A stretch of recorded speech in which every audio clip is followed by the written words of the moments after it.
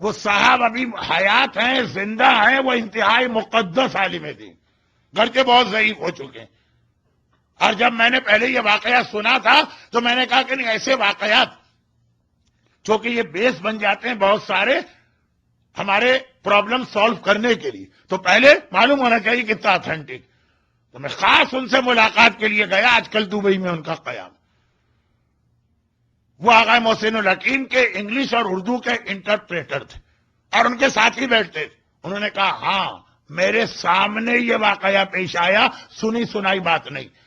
اور وہ یہ ہے کہ جب تک کہ یہ ٹیررزم والا سلسلہ نہیں چلا تھا، مراجع کرام دن کا ایک وقت ان کا گھر کھلا رہتا تھا. جس کا دل چاہے، چھوٹا ہو کہ بڑا ہو، عالم ہو کہ جاہل ہو، جس وقت چاہے اس وقت میں جو چاہے ان سے آ کے ملاقات کر سکتا. اس زمانے میں جو لوگ کربلا کی زیارتوں کو گئے ان سے پوچھئے کتنا آرام تھا بڑے سے بڑے مرجع سے ملاقات کرنا.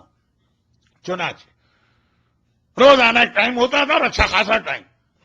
فرماتے ہیں یہ بہت ہی مقدس عالم، عزاداری اور آخری مجلس.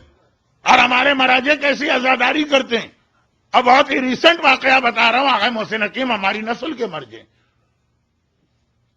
کہہ رہے ہیں کہ لوگ آتے ہیں. اچھا وہ جو وقت ہوتا ہے، بات کو میں پھیلا رہا ہوں یہ سوری، تو وہ جو وقت ہوتا ہے اس میں کچھ لوگ خالی زیارت کے لیے آتے ہیں، خاص طور پہ زوار. کچھ لوگ مسئلے پوچھنے آتے ہیں، کچھ لوگ شرعی رقوم کو حوالے کرنے آتے ہیں، کچھ لوگ کچھ اعتراضات لے کے آتے ہیں.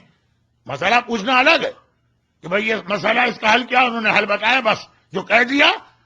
اس مومن کے لیے وہ حرف آخر ہے، کچھ نہیں. کچھ آرگومنٹ والے آتے ہیں. تو ایک صاحب آئے اور آنے کے بعد کہنے لگے کہ چوتھے امام کے حوالے سے ایک روایت ہمارے بعض ذاکرین پڑھتے ہیں. وہ عرب کے تھے اور عرب میں یہ روایت پڑھی جاتی ہے اور ہمارے یہاں. اور وہ یہ ہے کہ جب چوتھے امام کربلا سے آ کے عزاداری کی صف بچھا کے ماتم کرتے ہیں. کہا کہ چوتھے امام جب روتے تھے تو خون کے آنسو روتے تھے. ایک ہوتا ہے خون خود نکالنا، خود نکالنے کا مطلب یہ ہے کہ آپ کے بدن سے آقا حسین کے نام پہ ویسے خون نہیں نکل رہا. اور یہ کوئی بات بھی نہیں، یعنی کوئی اس میں اشکال اور اعتراض بھی نہیں. پتھر روئے تھے، خون کے آنسو. آسمان رویا تھا، 40 دن تک خون کی بارش ہوئی ہے. جس پتھر کو اٹھاتے تھے تازہ خون جوش مارتا ہوا نکلتا. یہ ہے ولایت تکوینی، یہ ہے معرفت تکوینی. کائنات کی ہر چیز ان کی معرفت رکھتی. کل تو میں پڑھ گیا پتا پتا بوٹا بوٹا حال ہمارا جانے، آج نہیں پڑھنا چاہتا. کائنات کی ہر چیز جانتی ہے کہ حسین کیا ہے، غم حسین کیا. اب یہ آدمی کہتا ہے لیکن چوتھے امام یہ محاورتاً کہا ہے کہ حقیقتاً یہ ایسا ممکن. اور کیسے ممکن؟ ہاں اگر ایک محاورتاً کہا، اردو میں بھی کہا جاتا جی ہمارا بیٹا بڑا نالائق نکلا ہے، اس نے تو والدین کو 8 آنسو رلوا دیے، خون کے آنسو رلوا. چلے ٹھیک.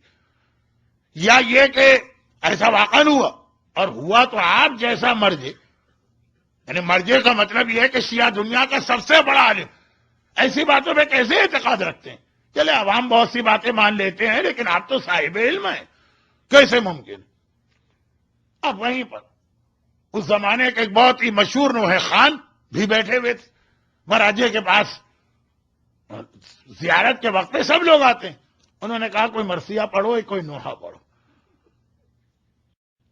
آقا حسین کی رخصتی ایک ایسا مرحلہ ہے جس کے بارے میں کہا جاتا کہ شہزادی فاطمہ اکثر ذاکرین کو یہ پیغام بھجواتی ہیں میرے لال کی رخصتی ضرور پڑھنا. اس نے شروع کی.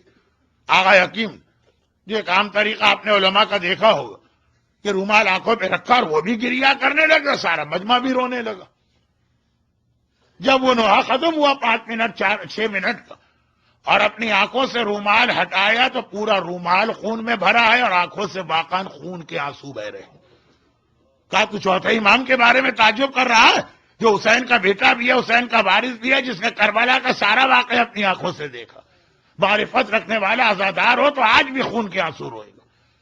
اب میں یہ واقعہ صرف اس حوالے سے پڑھ رہا ہوں کہ آج کی دنیا کے بڑے سے بڑے ماتمی اور عزادار سے پوچھی کہ تم جو یہ کہتے ہو کہ علماء اور مجتہدین اور مراجع عزاداری کی اہمیت کو نہیں جانتے، تو ایسا ماتم تم کر کے ہمارے سامنے دکھا دو.